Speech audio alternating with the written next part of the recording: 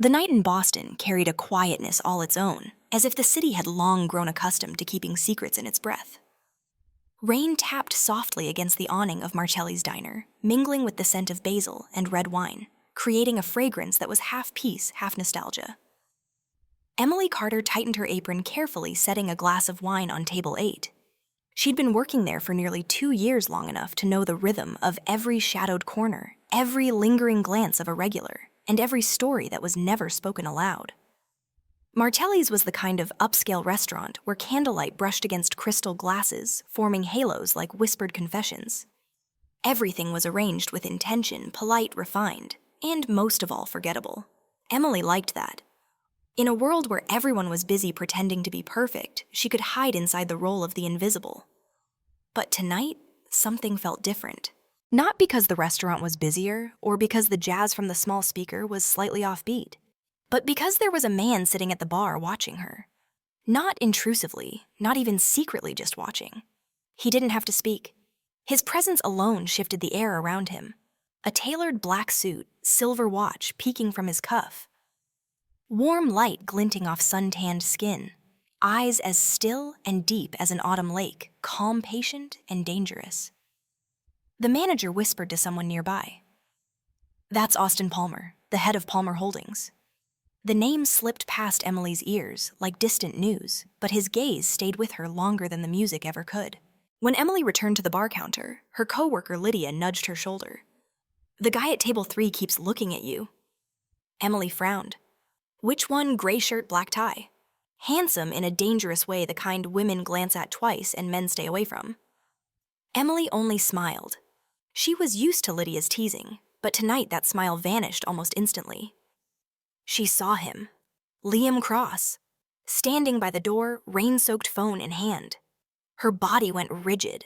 She didn't need a closer look to recognize him, the man she'd left 3 months ago, along with everything: the apartment, her friends, and her peace. Her heartbeat pounded against her ribs, desperate to escape. Liam stepped inside, shaking off his coat, that familiar half-smile curling his lips. Once she had thought it charming, now it made her blood run cold. He chose a table near the bar near Austin, and when his eyes found hers, that smile twisted. She pretended not to see him continuing her work, though her hands trembled as she set down a glass. Lydia noticed immediately. "You okay?" "I'm fine." A lie. Perfect, compact, believable. Just like every lie she'd told before her world came crashing down. While Emily tried to steady herself at the bar, Austin Palmer set down his whiskey at eyes, never leaving the small scene unfolding across the room. He wasn't the kind of man to meddle in others' business. But his profession, or rather his world, had taught him that some things, if ignored, would come back to bite harder later. Liam ordered loudly, his tone just a bit too forceful. He laughed with the waiter, but his eyes never left Emily, tracking her every step. No one else noticed, but Austin did. He saw the tension in her shoulders, the way she subtly angled her body away each time she passed. When Emily brought the bill, Liam caught her wrist. The grip wasn't hard, but it froze her. "We need to talk. You shouldn't be here. You blocked my number." "Ignored my messages." "What was I supposed to do?" His voice was low, muffled by the music, but Austin heard it. His gaze drifted from his drink to their table, calm, yet carrying the weight of command. In that moment, the girl looked like a small bird trapped behind glass, trembling and desperate for escape. Austin made a small gesture. 2 men in the corner rose instantly. "Let go, Liam. I just want to talk." "She told you to let go." The voice came from behind. It wasn't loud, wasn't threatening, but the entire room fell silent. Liam turned. Austin Palmer stood there, eyes cold as steel. "Sorry, this isn't your business." Austin's lips curved slightly. "You're right, but you're making noise in my restaurant." Silence stretched between them. Liam released her hand. Emily stepped back, clutching her wrist, a red mark blooming where he'd touched her. For the first time, she really looked at Austin, not as a customer, but as a force. He inclined his head slightly, voice low and steady. "You all right?" She nodded, though it wasn't true. Austin turned to his men. "Escort our guest outside gently." Liam opened his mouth, but one look from Austin silenced him. He was led out into the suffocating quiet. When the door shut, Emily still stood there, breath quick and shallow, as if waking from a nightmare. Austin returned to the bar, resuming his whiskey as though nothing had happened. On the counter, Emily noticed the money he'd left. Not just a tip, but a silver-edged business card. On it, only a single line, Austin Palmer. If anyone lays a hand on you again, call this number. That night, rain kept falling over the rooftops of Boston. Emily walked home through streets glistening with light, clutching the card like a charm, something between safety and danger. In her head, his voice replayed, "You all right?" 3 simple words carrying something deeper than concern, as if he hadn't just seen the bruise on her wrist, but the invisible fractures in her soul. At the door of her small apartment, she froze. Light leaked from under the frame, though she was certain she'd turned everything off before leaving for work. She gripped her keys tightly, heart racing. A faint sound came from inside footsteps. The door creaked open. Her phone sat glowing on the table, in missed calls from Liam Cross. Outside, a black car idled not far from the building. And in the brief flash of lightning splitting the sky, she saw a familiar silhouette leaning against the wheel. Boston had never been as peaceful as it seemed, and Emily Carter, the quiet girl with sad eyes, had just become the center of a storm she didn't yet know was coming. If your heart tightened a little reading this, follow the channel to see part 2, When Darkness Knocks. Because sometimes one look can change everything, and one rainy night can be the beginning of it all. Boston was damp and cold the next morning. Fog cloaked the old buildings along Charles Street, like a thin curtain hiding the quiet unease growing inside Emily. She hadn't slept. She sat in the corner of her room, watching the streetlight spill across the silver business card lying motionless on the table. The name Austin Palmer gleamed sharply cold and precise, just like the man who had stepped into chaos the night before to pull her out. Should she call him? Part of her wanted to believe he could make things safe again. But another part, the one that remembered the calm, commanding look in his eyes as he ordered that man to be taken away, made her afraid. She had run from one man who needed control. She wasn't ready to seek help from another who held infinitely more power. The morning at Marcelli's was quiet. The restaurant wasn't open yet. Only Lydia and Emily were cleaning. "You sure you're okay?" Lydia asked, glancing doubtfully at the red mark on Emily's wrist. "I'm fine. The police said they'll warn him." "Warn him, Emily. He's been stalking you for months. A warning means nothing." Emily stayed silent. The police didn't understand and couldn't do much when there was no direct threat. But Emily knew the most dangerous things were often the ones people hadn't done yet. Just messages, glances, and a presence that filled every corner of her world until breathing became hard. She was about to respond, but Lydia's tone dropped. "The man from last night? Who was he?" Emily flinched. "Who?" "The one in the black suit." He handled everything with one sentence. The whole place went silent. "He's not ordinary." Emily pressed her lips together. "Just a customer. A good man." Lydia stared for a moment, then sighed. "Let's hope so." By late afternoon, the restaurant filled up. But while Emily poured wine for table 8, she felt that familiar weight of a gaze from outside the glass window. She turned. No one, only the reflection of rain and streetlights. She shook it off and continued working, but the fear clung to her like the cold seeping through her sleeves. Near 10 o'clock, when most customers had left, she went out back to take the trash. The alley behind Marcelli's was dark and damp, lit only by a weak yellow lamp reflecting off puddles. As soon as she pushed open the door, she froze. A half-burned cigarette lay smoldering on the ground. Beside the trash bins stood a shadowed figure, hood pulled low. Her pulse stopped. "Emily," a familiar voice rumbled. She stepped back. "Liam." What are you doing here? We need to talk. I can't stand it when you keep avoiding me." The dim light revealed his face, eyes glassy and unstable. "I told you I'd change. You're scaring me. I just want to talk." His tone snapped. She turned to run, but the metal door jammed. Liam's hand clamped around her arm, yanking her back. "Let go. Just listen to me." She struggled, but he was stronger. Then headlights flared at the end of the alley. The low growl of an engine approached, steady, deliberate. Liam's grip loosened as he turned. A black SUV stopped a few meters away. The door opened. Austin Palmer stepped out. Palmer. No coat, no umbrella. His white shirt clung wet against his shoulders, but his gaze was cold as the night. "Is there a problem here?" His voice was calm, yet every word fell heavy like metal. Liam forced a laugh. "Who the hell are you? The man you don't want to meet twice." Silence. The wind swept through the alley, carrying the smell of rain and smoke. Emily stood between them, trembling. Austin looked at her, his eyes softened slightly. "You all right, Emily?" She nodded. Liam lowered his voice, trying to sound composed.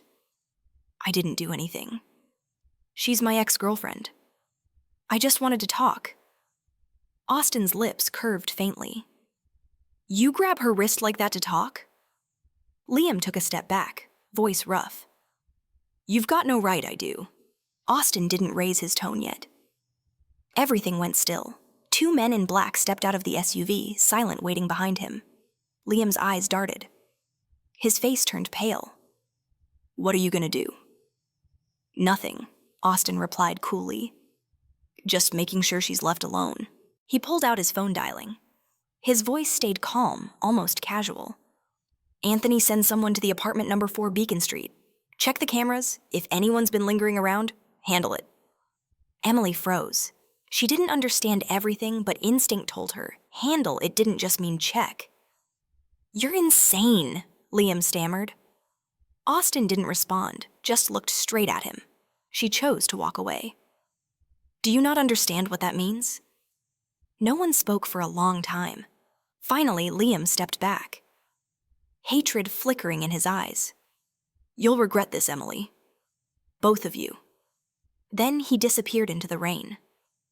Austin stood watching until the shadows swallowed him. The streetlight carved sharp lines across his face, light and dark overlapping. He turned to Emily. "I told you to call me if there was trouble. I didn't want to drag anyone into it." "You didn't drag me in," he said quietly but firmly. "I walked in on my own." They stood in silence for a moment. Rain pattered on the metal roof above. Then Emily whispered, "Who are you really, Austin?" He smiled, fleeting, just long enough to make her heartbeat falter. "A man who doesn't like seeing women get hurt, and who can afford to make sure it doesn't happen." She wanted to ask more, but his eyes told her no answer would make her feel safer. "Get in the car. I'll drive you home. You don't have to."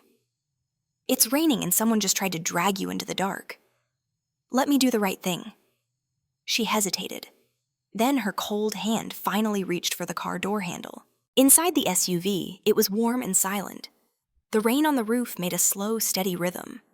Austin drove with his eyes fixed ahead, no questions, no judgment. After a while, he asked, "How long has he been following you?" 3 months, since I left."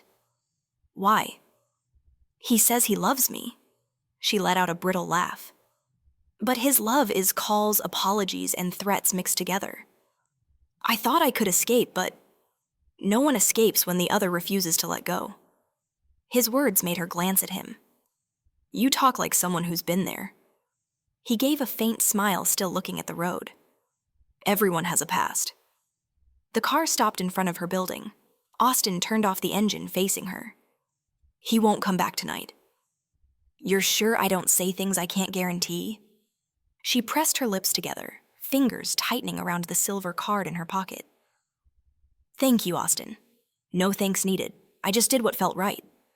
He stepped out, holding the umbrella for her. Before going inside, she hesitated. If I really need help?" "Then don't hesitate," he said, his gaze deep and steady. "Call me before things get out of control." The door closed behind her. The apartment was dark, only the scent of old coffee and the soft sound of rain through the window.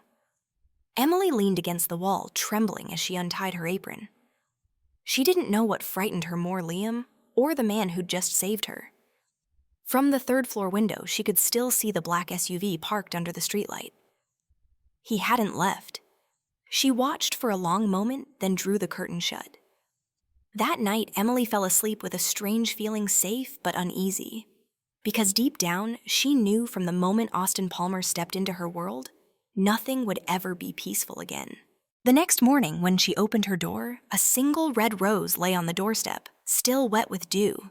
No note, no message, just its strong, lingering scent. and a small scratch at the stem, as if someone had plucked it in a hurry in the middle of the night. Emily stood still. Something inside her stirred, caught between fear and curiosity. She didn't know who had sent it, but instinct told her both men had a reason to. One rose, two worlds. And between them, Emily Carter, the woman who had just stepped into the gray space between love power and danger. Boston looked strangely clear after the rain. The sky shimmered in shades of turquoise reflected in the rain-speckled glass of tall buildings, as if the whole city were breathing in a cool, translucent light. Emily walked down the street toward Marcelli's, holding a cup of hot coffee, trying to convince herself that everything was returning to normal. 2 days had passed since that night. No calls, no messages, no shadow under her window. Liam had vanished, at least for now. But his absence didn't bring peace. It felt more like the stillness before another storm. She stopped before the restaurant's glass front and took a deep breath. Inside, everything looked the same, the clinking of cutlery, the scent of wine, the low murmur of jazz. But at the familiar table near the bar, the one always bathed in soft light, sat someone she didn't expect to see again so soon. Austin Palmer. He sat there, gray shirt unbuttoned at the collar, holding a glass of whiskey, looking as if he were waiting for something or someone. Their eyes met. He gave a faint nod, calm, as though his presence in her world were the most natural thing imaginable. Emily pressed her lips together and stepped inside. Lydia nudged her lightly. "You've got an admirer." "Don't say that," Emily murmured, quieter than usual. "He's just a customer." What kind of customer comes at the same hour, sits at the same table 3 days in a row? Emily didn't answer. There was no answer. The evening shift began. Emily tried to keep her rhythm, greeting guests, taking orders, pouring wine, smiling when needed. But every time she passed the bar, she could feel Austin's quiet gaze on her. Not intrusive, not possessive, more like a measured kind of attention, a silent form of protection she couldn't quite explain. Around 9, the restaurant began to empty, yet Austin hadn't left. He set his glass down and gave a small gesture. Emily walked over, the polite smile still on her lips. "Do you need anything else?" "Mr. Palmer?" "Call me Austin," he said, voice low and rich, the kind of tone that could soften anyone's guard. "And I think you should take a short break. Your shift's been long. My job is to stand until closing. But tonight seems longer than usual, doesn't it?" She paused. The way he said it, not as an observation, but as an understanding, made her heartbeat falter. "Do you always pay that much attention to people?" she asked, half teasing. "Only to those who seem like they're trying too hard to be fine." She let out a small laugh, delicate as glass against glass. "Is that so?" "Yes." His eyes didn't leave hers. "Do you ever speak honestly with anyone, Emily?" The question silenced her. She almost replied with something casual, but stopped herself. "Not often." "What about now?" "What about now?" she echoed. "Are you being honest with me?" Emily looked at him, a man she barely knew yet. Somehow made her feel she didn't need to hide. "Maybe a little. That's enough," he said softly, smiling before walking away. When her shift ended, Austin was still there, waiting. "Let me drive you home," he said, as if it were already decided. "That's not necessary, It's going to rain again." He glanced toward the slate-gray sky. "And I owe you an apology for scaring you that night." She blinked. "You didn't do anything wrong." "I did." His expression grew serious. "I handled things my way, and I was afraid you'd think I was like him." Emily studied him for a long moment. In a world built on power and shadow, the word afraid coming from Austin was rare. "You're not like him," she said quietly. "You protect, you don't possess." A faint smile touched his lips, not triumphant, but relieved, as if he'd just heard something he needed to. "Then let me take you home, just this once." Boston glowed under the city lights. They walked side by side along the cobblestone street lamps, shimmering across puddles like trembling gold. Emily kept a polite distance, yet inside something unfamiliar stirred, as if she were walking through a slow melody where each note led toward something unnamed. "You live alone?" "Yes, no family here." "My mother's gone," My father, we don't talk anymore. Austin was silent for a while. Ever think about leaving Boston? I have, but I never know where to go. Every time I plan to leave, something holds me back. Like work. No, she said with a soft smile. Like strangers. He glanced at her, the streetlight outlining his sharp, quiet features, so still it was hard to look away. You always say things that make people think he said, and you always look like you already know the answer before I ask. A gust of wind swept by. She pulled her coat tighter, and he instinctively reached out, shielding her not too close, not too far. In that moment, something fragile yet achingly real lingered between them. The kind of connection born between two people who had both been broken, both learning to trust again. When the car stopped outside her apartment, Emily opened the door. "Thank you for the ride." Austin nodded. "If anything seems off, call me, even if it's small. You always say that, and I always mean it." She turned to leave, but he called after her. "Emily." She looked back. "He won't stop." "You mean Liam?" "Yes, I know his type. When a man used to control loses that control, he'll do anything to take it back." She drew a shaky breath. "You say that like you've been that kind of man." Austin smiled faintly, not denying it. "I've been worse." That night, Emily couldn't sleep. His words replayed in her mind like a song that refused to end. I've been worse. Who was he really? A good man or a shadow disguised as gentleness? She didn't know, but something in him made her want to believe just once more in her life. She rose, pulled back the curtain. Down on the street, a black car sat a few yards away.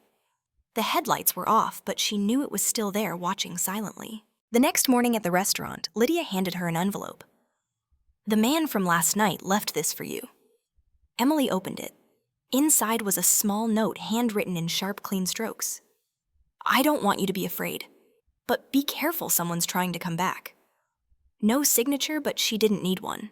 She recognized the handwriting and the faint trace of sandalwood and whiskey that was distinctly Austin. She tucked the note into her pocket, her heart uneasy. Just then the manager, Robert, came out, voice tense. "Emily, someone's asking for you outside." She turned. The man at the door wasn't Austin, and it wasn't Liam. It was a stranger, black suit, red boutonniere, a faint polished smile. "Excuse me," he said smoothly with a soft southern accent. "Are you Emily Carter?" "Yes, I am." He tilted his head slightly. "Mr. Palmer asked me to deliver this." He handed her a small black leather box. Emily took it. Opened it. Inside was an elegant silver bracelet engraved with fine letters. "To remind you that not everyone watching means you harm." She looked up, but the man was already gone. Outside, the morning sun glimmered like shattered mirrors across the wet pavement. Emily tightened her grip on the bracelet. For the first time in months, she felt seen not in fear, but in understanding. What she didn't know was that just a few blocks away, Liam was watching too from behind a windshield, his eyes dark with a storm not yet unleashed. As Boston began another day, 3 people were staring in the same direction, one waiting, one believing, and one planning to destroy it all. The first winter wind swept through Boston's damp streets, carrying the scent of salt and smoke. The city was changing seasons, and the sky bore the gray hue of things left unsaid. Emily sat in a small cafe on Tremont Street, stirring her cold cappuccino eyes, unfocused, as she watched people drift past the window. The silver bracelet on her wrist, the one Austin had sent her, caught the light, and each time she touched it, confusion stirred in her chest. She had never met anyone like him. A man who could say so little that silence itself became a language, yet whose eyes carried the weight of truths too heavy to hide. He appeared only in her most fragile moments, then disappeared again into the city, like a shadow that knew precisely when to fade before it could be forgotten. Her fingers brushed over the engraving on the bracelet. "Everyone watching you means harm." She knew that was true, and yet it frightened her. Because sometimes the people we feel safest with are the ones who can break our hearts in the gentlest way. That night, Martelli's hosted a private event for a delegation from New York. The restaurant glowed with warm light. Live jazz echoed through the room. Laughter and chatter filled every corner. Emily was too busy to think she moved with precision, as if her body had memorized every motion long before. Around 10 o'clock, she saw Austin. Not at his usual table, but standing beside an older man with silver hair, the kind of man accustomed to commanding and being obeyed. They were speaking with Robert, voices low and steady. Emily pretended not to notice, but her heart skipped when Austin turned slightly, meeting her gaze for a fraction of a second. This time, his look wasn't quietly protective. It was deeper, as though he were weighing something that mattered. When the evening shift ended and the crowd began to thin, Emily cleaned the tables at the back. Behind her, she heard his familiar voice. "Can we talk for a moment?" Austin's tone was low, gentle, yet impossible to refuse. They stepped outside onto the back terrace of the restaurant. The rain had stopped, but the air still shimmered with mist, blurring the streetlights into soft gold halos. "Who was the man with you tonight?" Emily asked. "An old friend," he said simply. "Someone who owes me and to whom I owe a few promises." "And you came here to talk about promises?" He looked straight at her. "I came to talk about you." She froze. "About me?" "Liam's back. My sources say he left Boston, but last night he was seen at East Pier with people you shouldn't know." Her stomach tightened. Who was he with men working for DeLuca? She didn't have time to ask who DeLuca was before Austin continued, voice sharp as a blade. "That's an organization I used to deal with. And now they want revenge." The world seemed to tilt beneath her feet. "Revenge on you, no. I'm used to that. But they want to use someone else to throw me off balance." He paused, eyes locking onto hers, steady, unreadable, too intense to look away. "That someone is you." A heavy silence fell between them. The damp wind carried the faint smell of rain through her hair. "You're joking, right? I wish I were. But why me? I have nothing to do with your world. Because I made you part of it the night I interfered. They always find the weak spot, Emily." "And he stopped, his voice lowering. "I failed to hide that you're mine." Emily took a step back, as if distance might make the truth easier to bear. "You're scaring me, Austin." "Good," he said quietly. "Fear keeps you alive." She bit her lip. The wind stung her eyes. "What do you want me to do? Leave your apartment. I've arranged somewhere safer." "No, Emily. I'm done running. I've lived in fear long enough. If someone's coming for me, I want to face it." He studied her for a long moment. She thought he might get angry, but instead he smiled. A rare, tired smile tinged with surprise and a touch of pride. "You know," he said softly, "people only become strong when they've got nothing left to lose. But I'm different. I'm afraid of losing what I never thought I'd care about." They stood in silence. The rain began again, softly tapping the metal awning above. Austin pulled a small, folded note from his pocket and handed it to her. "This is the number of someone I trust. If anything happens, don't call me, call him. His name's Anthony Greer." "Are you sure I can trust a stranger?" "He's not a stranger. He's the man I'd trust with my life." Emily took the note. Her fingers brushed against his warm, steady, and faintly trembling. "I don't know who you really are beyond what people whisper. But I know you're hiding something." "Maybe. And I know." Her voice dropped. "I trust you. For reasons I can't explain." Austin looked at her, the lamplight dividing his face into two halves, one soft with warmth, the other shadowed and deep as water. "Don't trust anyone completely, Emily. Not even me." That night, Emily didn't return home. Austin placed her in a high-rise apartment near the Charles River 18th floor windows overlooking the city. The space wasn't lavish, but everything was precise and deliberate. Thick curtains, electronic locks, just enough light. Before leaving, he said only, "I'll be nearby." She stood by the window, watching the city lights ripple across the water. For the first time, she saw the loneliness in him, clearly, the solitude of a man who lived in a world where trust was a luxury no one could afford. The next morning, Emily woke in the unfamiliar apartment where everything seemed to bear traces of him, the faint scent on the blanket, the coffee already brewed, and a small handwritten note on the table. "If you're afraid, look down at the river. It never stops moving." She smiled faintly, puzzled and touched. Not everyone comforted people the way Austin did, with words so simple they left no space to forget. She opened her laptop, trying to lose herself in unfinished design work. But her eyes kept drifting toward her phone, toward his number still unsent, waiting like a silent promise. That evening, Austin came. No call, no knock, just appeared as though he were part of the night itself. "The door wasn't locked," he said in that low, gravelly voice. "Not ideal. Do you make a habit of checking everything? It's a habit you pick up when you've lost too much?" He set a paper bag on the table, cannoli from the bakery she'd once mentioned but never revisited. "Dinner," he said simply. She laughed softly. "You went out and bought these yourself."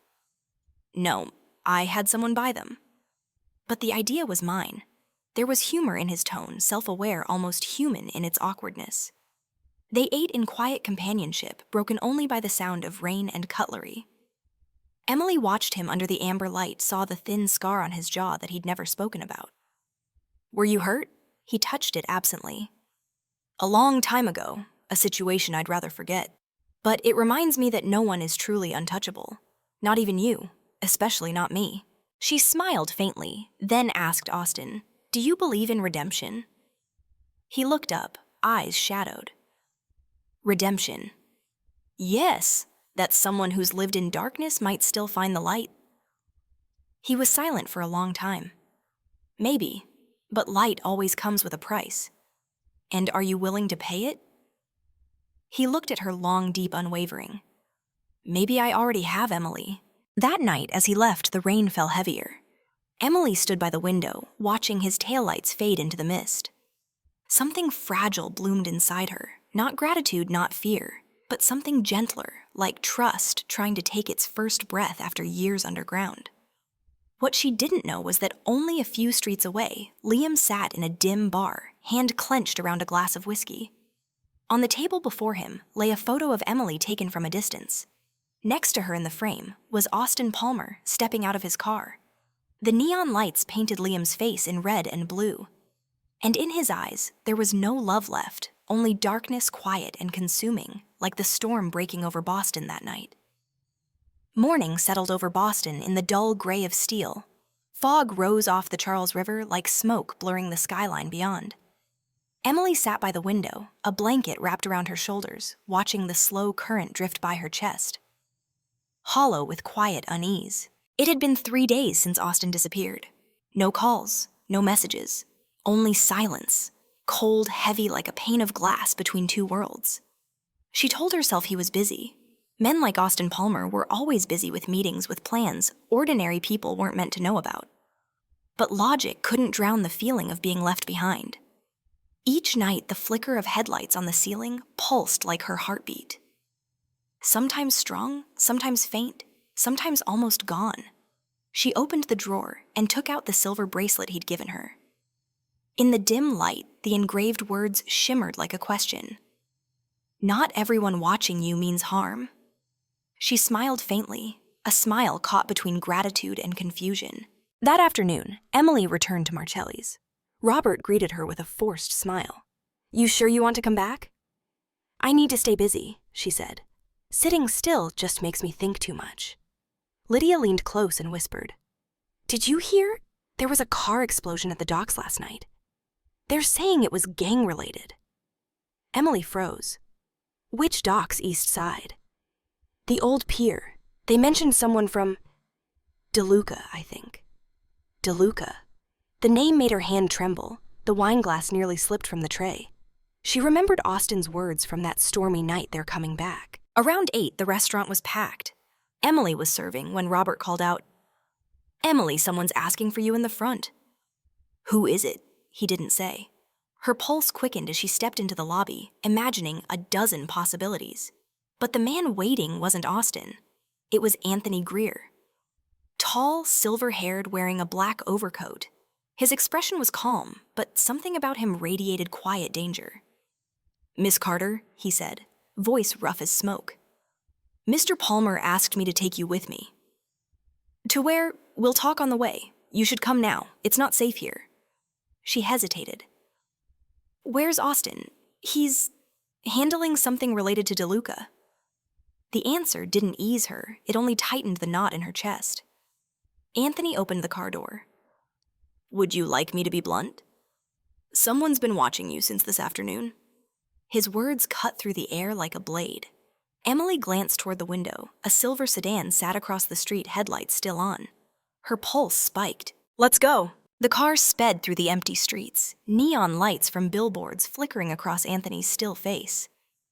"How long have you worked for Austin?" she asked. "Longer than you'd imagine. You trust him?" "Yes, but not in the usual way." "What do you mean I trust that he'll do what's right even if what's right hurts people?" She fell silent. As they crossed Longfellow Bridge, Anthony murmured, "Don't look outside, Miss Carter." But instinct made her glance back, and her heart dropped.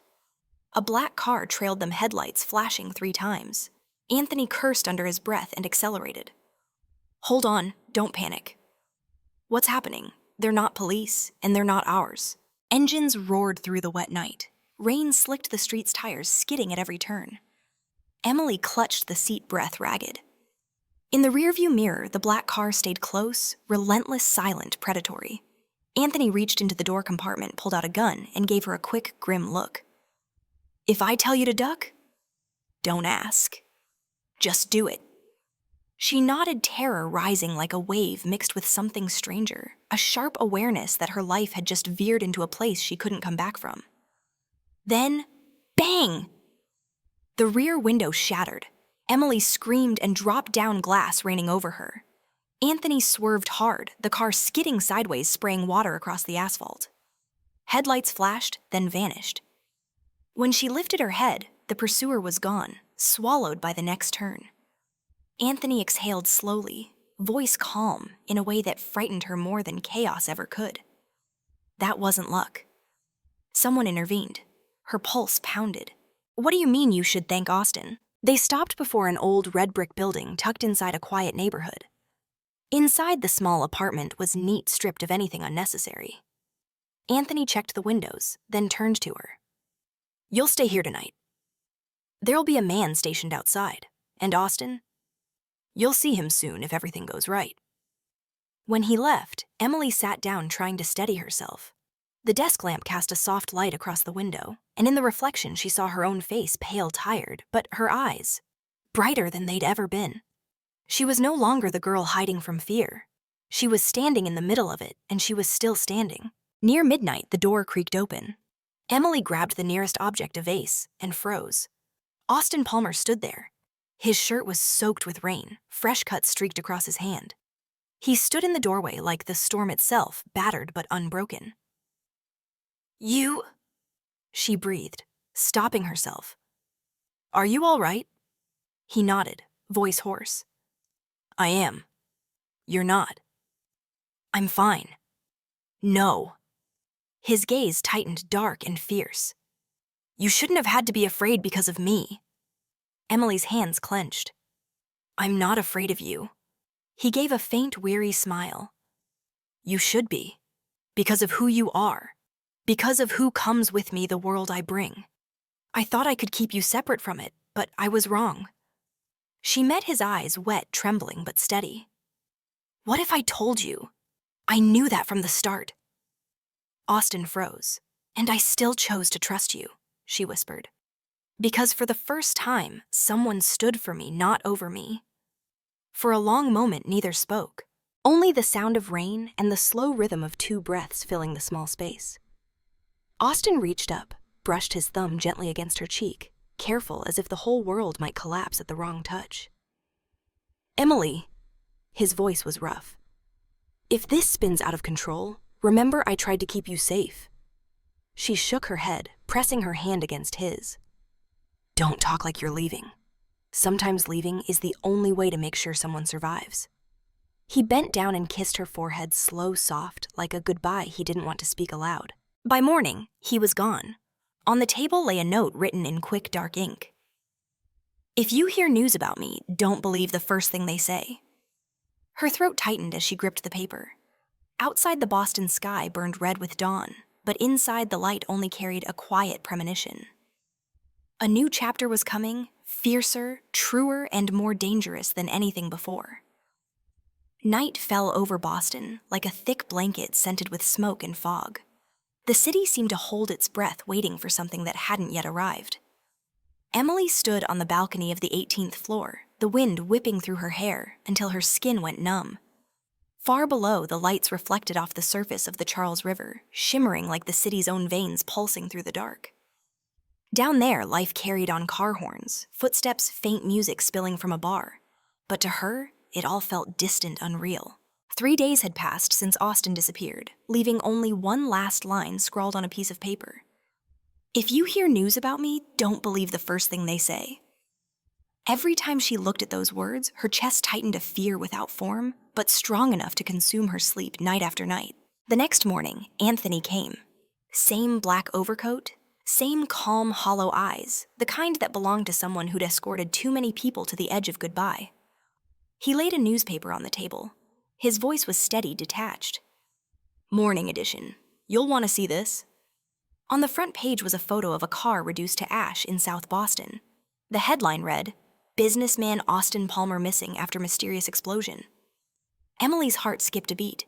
She read every word again and again, searching for a flaw in the nightmare. But there wasn't one. The license plate matched. No body had been found, but police said there was no chance of survival. "This can't be," her voice cracked. Anthony crossed his arms, eyes on the window. In his world, death is sometimes the only way to stay free. "What are you saying? Mr. Palmer would never let himself be taken alive. If he's dead..." He turned to meet her gaze, then maybe it was by choice. Emily shook her head, tears blurring her vision. "No, he's not the kind of man who just leaves people behind." Anthony said nothing. He knew she was right, but he also knew that with Austin Palmer, everything had a cost. The whole day passed like a fog. Emily drifted through the city, unable to stay still. She wandered streets and corners, searching for traces of the man who had walked into her life like a storm and vanished just as fast. Every time she saw a figure in a dark suit at a crosswalk, her heart jumped only to fall again. By dusk, she found herself back at Marcelli's. The restaurant looked the same warm, light jazz, humming softly. Laughter drifting from tables, but to her, everything felt changed. Lydia hugged her the moment she saw her face. "I heard..." "Oh God, Emily, is it true? I don't know. I don't believe it. He can't be dead." "You should go home and rest." "I can't. Sitting still will kill me faster." She worked on autopilot until Robert came over. "Someone's waiting for you outside." "Who?" He didn't say, just left this. He handed her a black envelope sealed with red wax. Her heart pounded so hard she could feel it in her throat. She tore it open. Inside was a small note hastily written. "Don't go home. Someone's waiting." Trust me, no signature, but she knew the handwriting. Austin. She didn't think.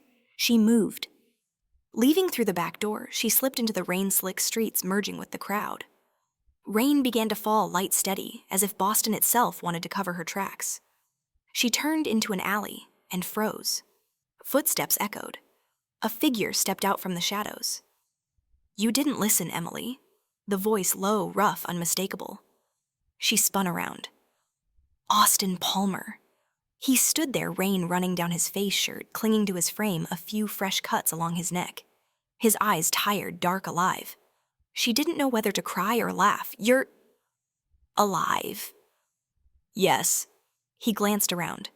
"But not for long if we stay here." She ran toward him, but he held up a hand. "Not now. Someone's been watching you. I need to make sure you're safe before they find you. You're hurt." "Doesn't matter. Listen to me. Liam's working with DeLuca. They've started moving." Her heart stopped. "What Liam traded my information for his life? He knows you're my weakness." Emily staggered back, dizzy. "You're saying I'm the reason they're hunting you, no?" His eyes softened, though his voice stayed sharp. "I'm saying I couldn't walk away from you." They took refuge in an abandoned house on the south side. Austin kicked open the door and switched on a flashlight. The place was bare dust rust and the faint smell of metal and rain. He peeled off his jacket, revealing a fresh wound on his shoulder, the bandage already bleeding through. "You're hurt," she gasped. "I'm fine. You'll bleed out if you keep pretending." Her voice cracked. "You lied to me, Austin. You faked your death." He looked down. "If I hadn't, they would have gone after you first." "And me, Austin? I thought you were. She stopped, her voice breaking. You have no idea what the last 3 days have been like. He met her eyes, lips pressed tight. I do, because I lived them too. Silence. Only the rain on the tin roof. He stepped closer, slow and careful, as if one wrong move might shatter her. Emily, I'm not good with kind words. I've spent my whole life giving orders. But there's one thing I can't control you. Her breath hitched.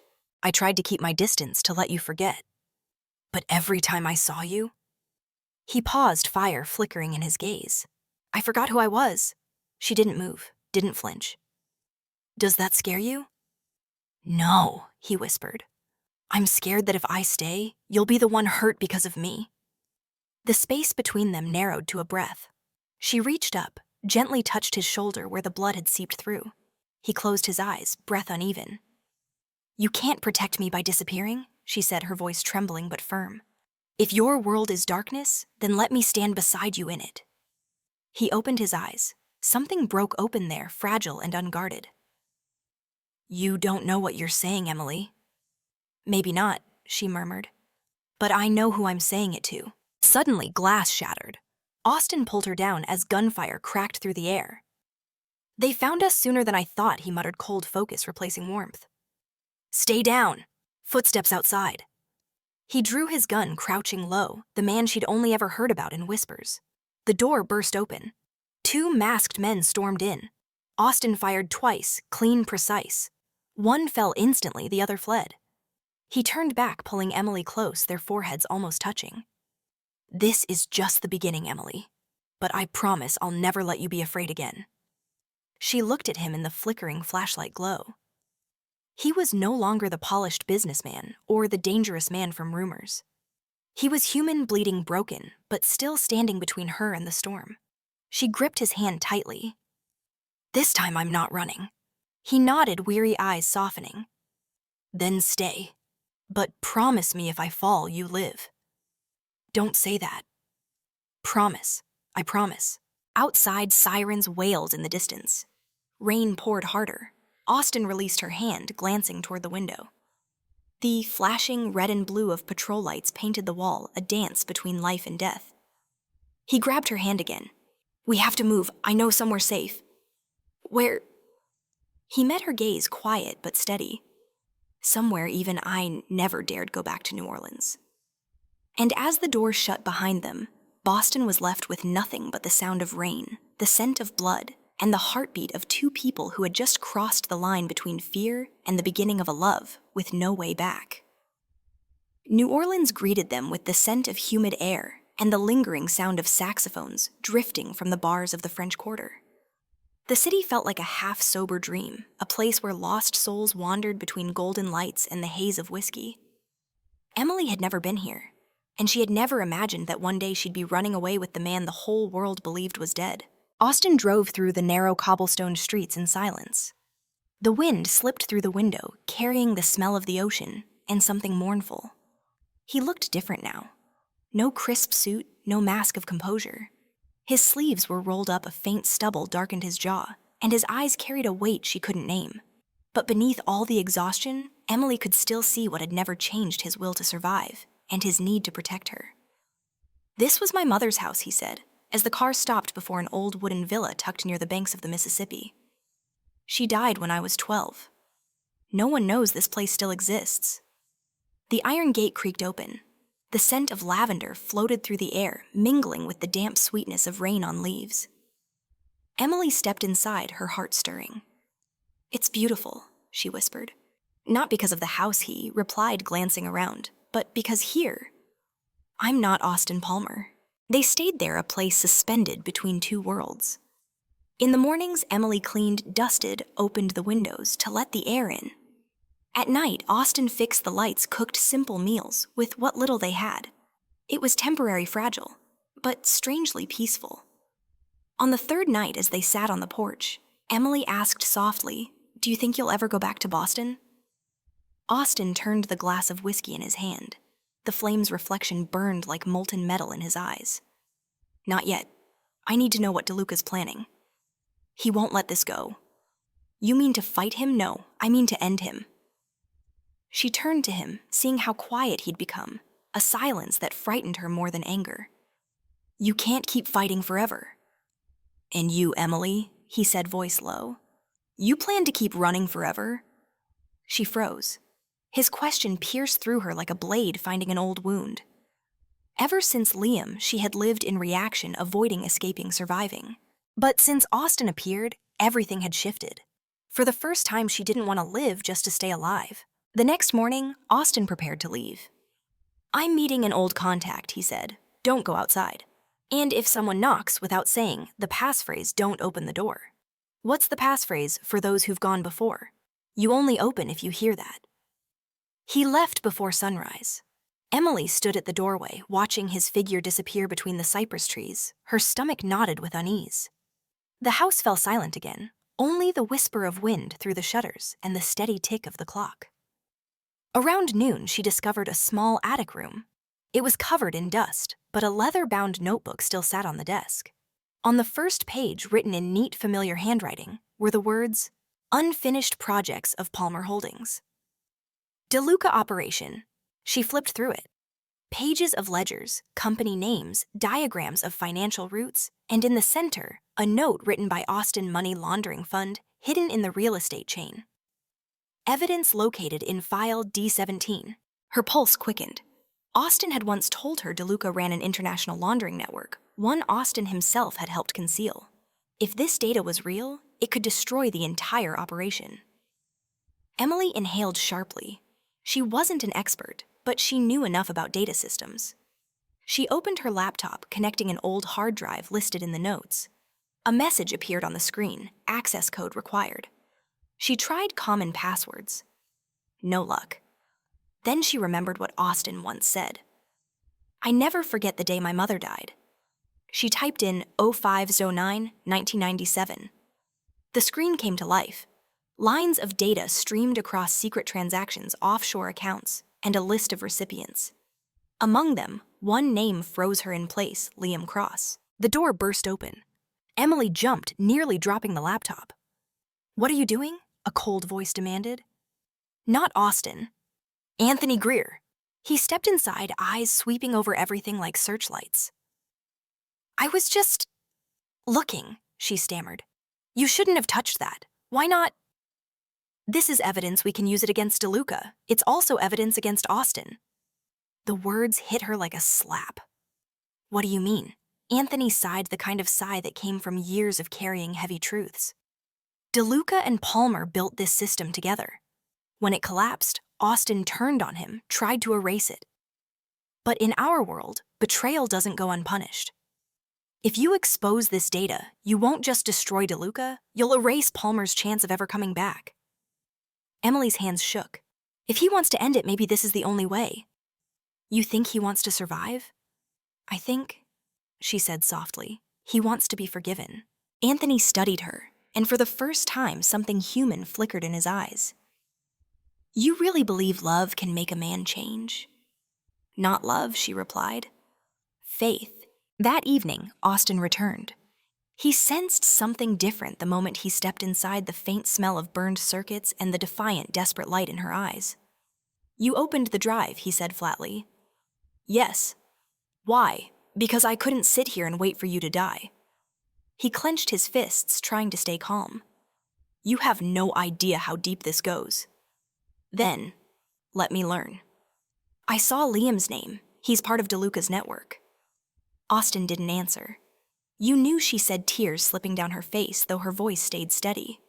You knew, and you stayed silent to protect me from it. He nodded slightly. Because if you found out, you'd go back to Boston to confront him. And I couldn't let that happen. She gave a small, broken laugh. You always need to control everything, even when you call it love. He stepped closer, gripping her shoulders, his gaze burning with something close to pain. No, Emily. I've never truly loved anyone until you. But love doesn't mean letting you burn for my sins. She looked at him, eyes glistening. Then she spoke slowly, firmly. Then let me help you make it right. Not for you, for me. Because I'm tired of being afraid. That night, they worked side by side before the glow of the laptop, the blue light painting their faces in the dark. Austin guided her as she encrypted the files and sent them to a secure address. "When I send this," he murmured, "DeLuca will know. He'll come for you. He'll come for both of us. And maybe this time, he'll finish what he started." Emily took his hand. "No, this time we'll finish it."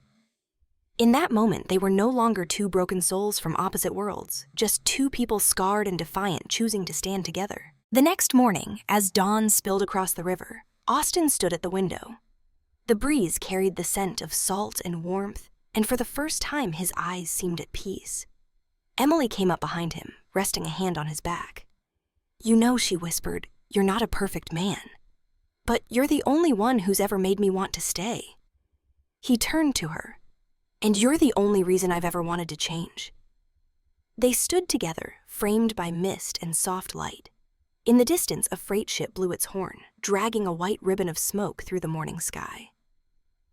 New Orleans was waking up. And there beside the river, beneath the melancholy hum of blues music, two people burdened by the weight of their past finally found something they thought they'd lost forever: hope. Evening in New Orleans hung heavy and damp, as if the sky itself were holding its breath. The oak trees stretched their shadows across the Mississippi, and the late-season cicadas hummed through the thick air. Emily sat on the porch, laptop open. Pale blue light flickering across her face, calm, focused, yet deep in her eyes, still burned the faint flames of an old fear. She was rewriting every file from the hard drive, encrypting them for transmission. Austin had told her to wait. Anthony had told her to stop. But Emily knew that if she didn't finish this, there would never be an ending, only another silence waiting to collapse.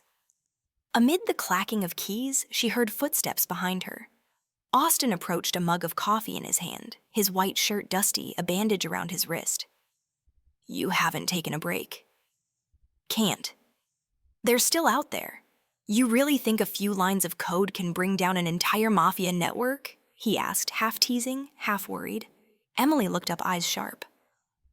"No, but I can make them see the truth, the one they've buried under the money, blood, and fear." Austin said nothing, then sat beside her. Between them, the smell of coffee mingled with wet soil and sea wind. "You've changed," he murmured. "Maybe," she said softly. "Or maybe you're just seeing me clearly for the first time." Night fell faster than usual. Anthony returned with several men who claimed neutrality. Former Palmer Holdings associates who had vanished when the underground war began. "Has the data been sent?" he asked. "Not yet," Emily replied. "There's one section left to decode." Austin glanced at him. "What's the word from Boston?" Anthony lit a cigarette, the flame briefly reflecting in his eyes. "DeLuca's moving. He lost a fortune and believes you have a copy. He also knows Emily's with you." Austin's jaw tightened. "Then he's close." "Closer than you think," Anthony said quietly. "Liam's with him." The air froze. Emily set her cup down, her voice barely a whisper. "Liam? He's alive." Austin's reply came slow and cold. "Alive because I didn't finish the job." Anthony ground the cigarette into the table. "They could hit us any time. I've stationed men outside, but if DeLuca wants you dead, this city won't hide you." Austin nodded. "Then we leave at dawn." Emily met his eyes, fear flickering with resolve. "Where to Savannah? There's a man there who owes me. He'll keep us off the radar. And if they find us again, then I'll end what I should have ended 3 years ago." That night, sleep refused to come. Emily walked to the riverbank and sat beneath the old oak, watching lights shimmer over the water. Austin appeared behind her, draping his jacket across her shoulders. "You're shaking. I'm scared." "I know." She turned to him, voice trembling. "Don't you ever get tired, Austin? Of looking over your shoulder, of living in the dark?" He gave a weary, genuine smile. "I used to think I was born for the dark, until I met you. And now I don't know if the light would ever take someone like me." Emily was quiet for a long time. Then she whispered, "Light doesn't choose Austin. You just have to stop running from it." He looked at her for so long that she could feel his gaze like a memory being carved into her skin. "Emily, he said finally, voice low. If I don't make it back, promise me you'll keep living. Somewhere far away. Somewhere my shadow can't reach. Don't ask me that. I don't want a life without you. Maybe that's the only kind of life that could set you free. Her tears fell onto his hand. He leaned forward and kissed her forehead, a promise or a farewell. He couldn't tell which anymore. Before dawn, the growl of engines shattered the quiet. Anthony jerked the curtains aside. Not my men. Austin grabbed his gun. They're early. Emily's pulse hammered. Go through the back, he ordered. Get to the dock. Take the canoe. No, you're coming. No time. They're here for me. If you stay, we both die. Anthony caught her arm. Go, Emily. Trust him. He knows what he's doing. She looked at Austin, eyes brimming with words she couldn't speak. He just said when the river changes course, come find me. She ran. Gunfire erupted behind her. Wind and river spray whipped across her face. Rain mixed with tears. She started the boat and pushed into the current, praying that when she returned, he'd still be there. Inside, Austin and Anthony faced 7 armed men.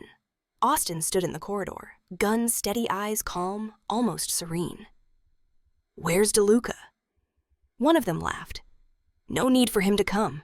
He sends his regards, says traitors don't deserve a quick death. Austin squeezed the trigger. Once, twice. Thunder cracked inside the house. Smoke, blood, and flame tangled in the air, the raw scent of survival. Anthony took a hit in the shoulder, but stayed standing. They're too many. Austin pulled him into the hall. I know. What's the plan? Burn it.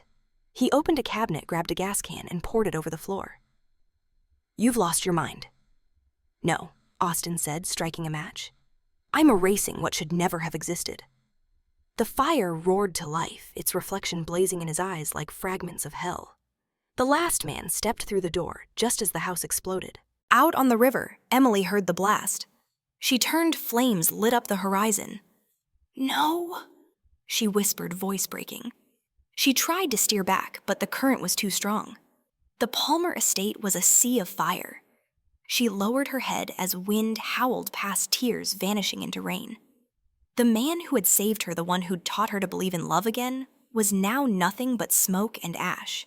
3 days later, news headlines read, Estate destroyed in New Orleans. Fire, no bodies found, death presumed. Emily stared at the screen hollow.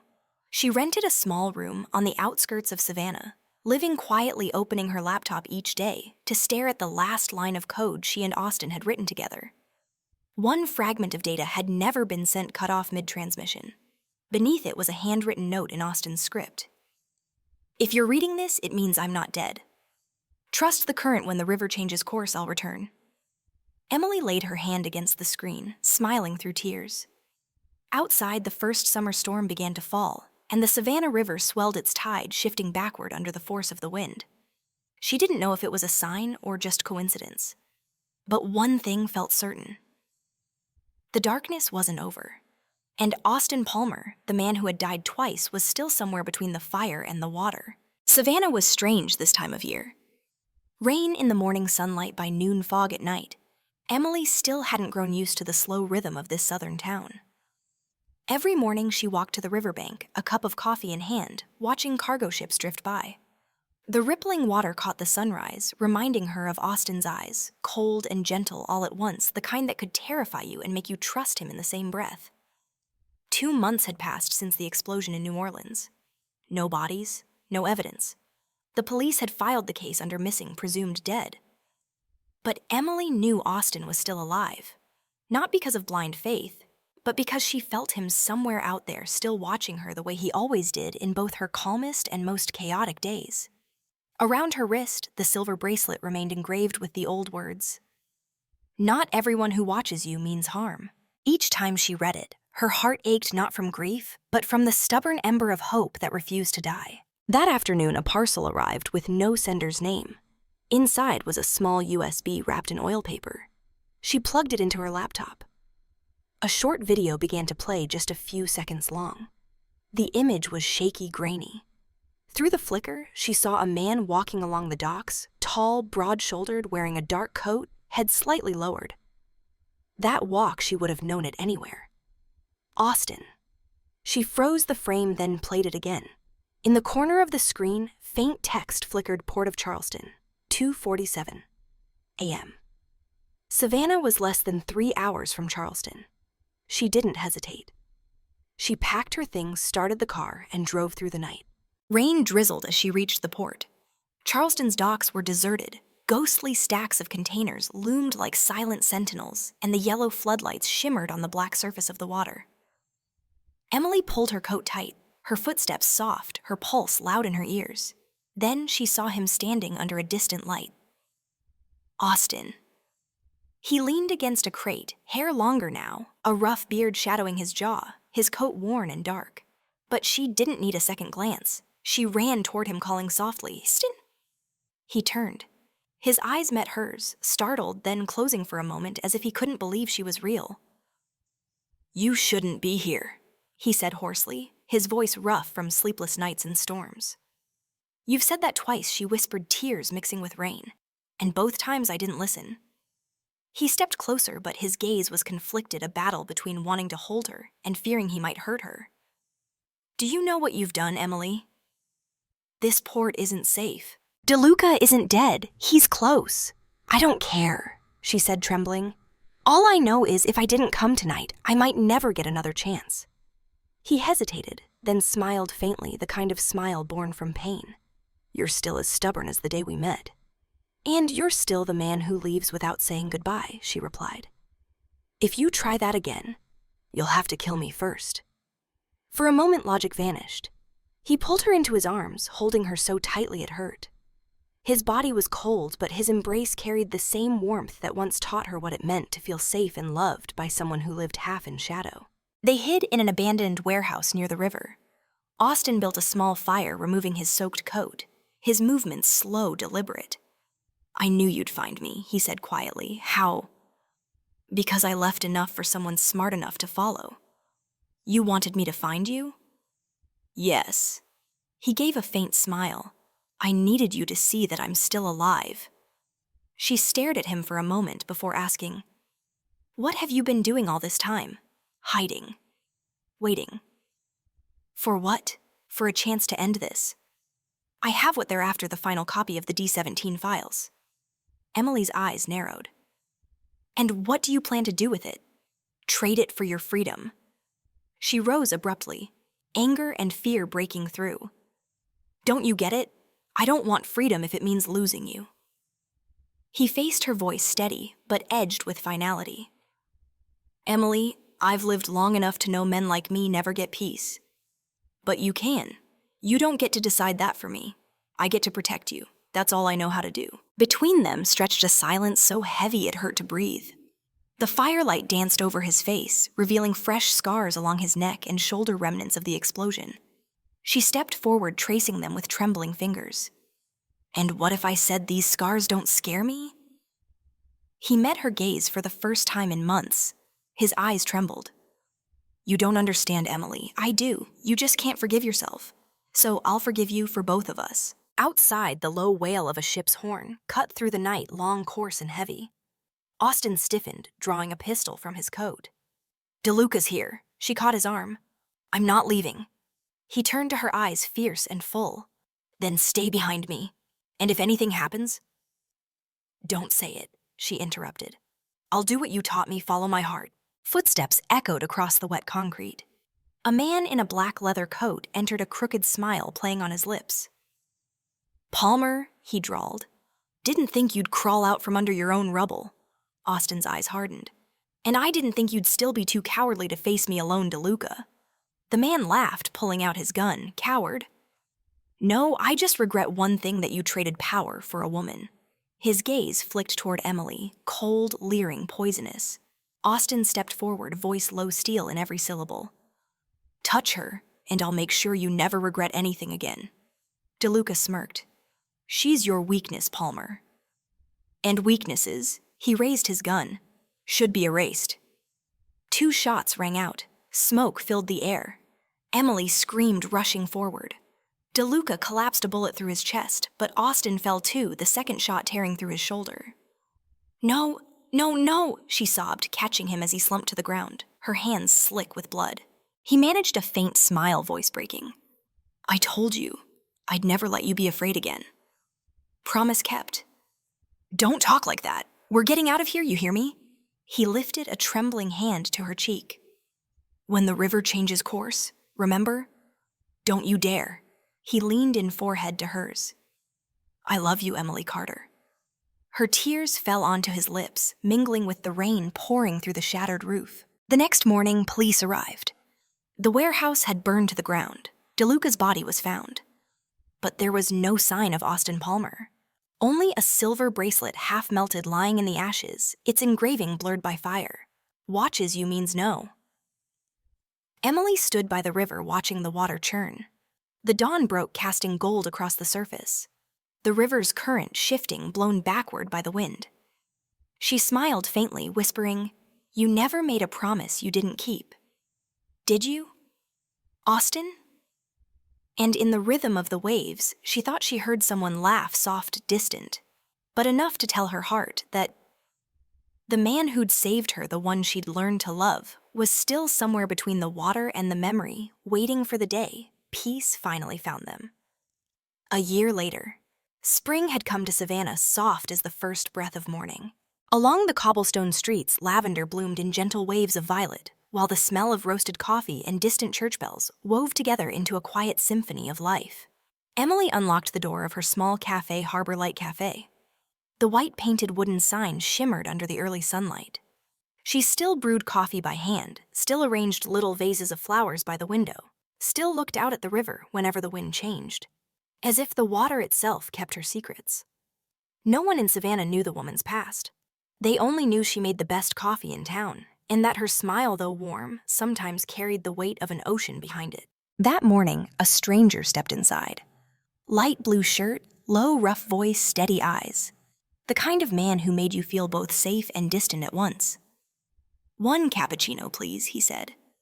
Right away. Emily lowered her gaze to make the coffee. Her hands were steady, but her heart trembled. Something in his voice, a timbre, a frequency stirred a memory she had buried deep inside. When she placed the cup down, the man's eyes caught on her left wrist. The silver bracelet. The engraving. Only now most of the words had faded, leaving behind a faint trace, watching you. He tilted his head, smiling softly. The river still changes direction. Every season, doesn't it? The cafe fell silent. Time, airlight, all froze in that one suspended heartbeat. Emily looked up, and her heart stopped. Austin. He stood there, the same eyes deep, still warm, yet weary. But there was something new in them. Peace. No blood, no shadow. Just a man smiling as if the world had finally stopped chasing him. She couldn't speak. She only walked toward him, trembling, her hand rising to touch his face. Are you real? Real, he whispered. Just like the first time you believed I was still alive. Her tears fell without sound, and he, as always, spoke with his eyes, the words he could never say aloud. They sat by the window, sunlight slanting through the thin curtain. Emily asked softly, Where have you been all this time? Far, he said. Had to let DeLuca and everyone else believe I was dead. Only then could the living find peace. You never planned to come back, I didn't dare, until I heard you'd opened this cafe, and still looked at the river every morning. She smiled through her tears. I wasn't looking to wait for you. I was looking to remind myself that there's still something beyond the dark. And I was that darkness, he said, half in jest, half in truth. No, she replied gently.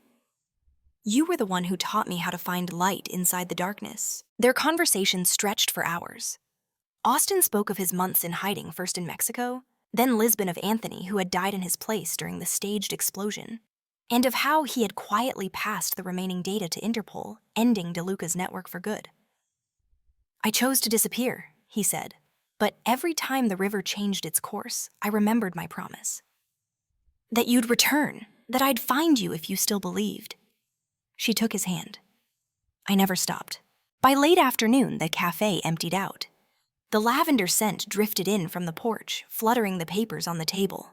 Austin stood glancing around sunlight, catching his face, revealing the lines. Time couldn't erase shoulders once burdened by guilt. Hands once stained by blood, now calloused like a man learning to live again. "Will you stay?" she asked, her voice trembling. He turned, smiling softly. "If you'll let me. I've waited long enough. You're not going anywhere now." He reached out his palm warm against her cheek. "I've got no reason to leave. But there's one thing I need you to know. What is it I'm not the same Austin Palmer? No power, no money, no name. Just a man with a broken past and an uncertain future." She laughed through tears. "Good, I never loved power, money, or names. I only loved the man who knew how to fall, apologize, and stand back up again." Twilight descended over Savannah. The river shimmered gold beneath the setting sun, and in that light, their shadows merged, fragile but real enough to quiet every fear. Austin looked out the window, his voice barely above the wind. "You know, every time I wanted to give up, I remembered your eyes that night in New Orleans. Eyes that held no fear, no anger. Only one thing, faith." "Can faith really save someone?" she asked. "No," he said, still gazing at the river. "But it can make you live long enough to earn forgiveness." Emily laid her hand over his. "And have you found it yet?" He turned to her with a gentle smile. "I think I'm sitting right beside it." That night, after closing the cafe, they walked to the riverbank. The moon hung full and silver, casting its light across the water. Austin sat beside her, fingers interlaced with hers. "Do you remember when I asked you, 'If I fall, will you live?' I remember. Now I want to ask, 'If you're lost, will you let me lead you home?'" She tilted her head, smiling. "Only if you know the way. And if I don't, then I'll get lost with you." They both laughed, soft, fleeting, their laughter blending with the moonlight and the whisper of the tide. Weeks later, and one morning, Austin hung a small wooden sign outside the cafe Harbor Light for those who have weathered the storm. People came for coffee, stayed for stories about the quiet woman and the man with a scar on his shoulder, and left smiling. No one knew that between those cups of coffee was a promise finally kept. One rainy afternoon, Emily opened the window, gazing at the river. The water was shifting again, flowing the opposite way. She turned to see Austin behind the counter, his eyes soft with a wordless greeting. She walked to him and whispered, "The dawn has come back, Austin." He smiled, tilting his head. "And this time, I'm not leaving." They stood together at the open window where sunlight and rain met in one golden ribbon. No gunfire, no darkness. Only this two souls who had lost everything finding each other again through the only thing that never died, faith. If this story touched your heart, follow the channel and share your thoughts below. Every comment is a spark that helps future stories come alive and reach more hearts.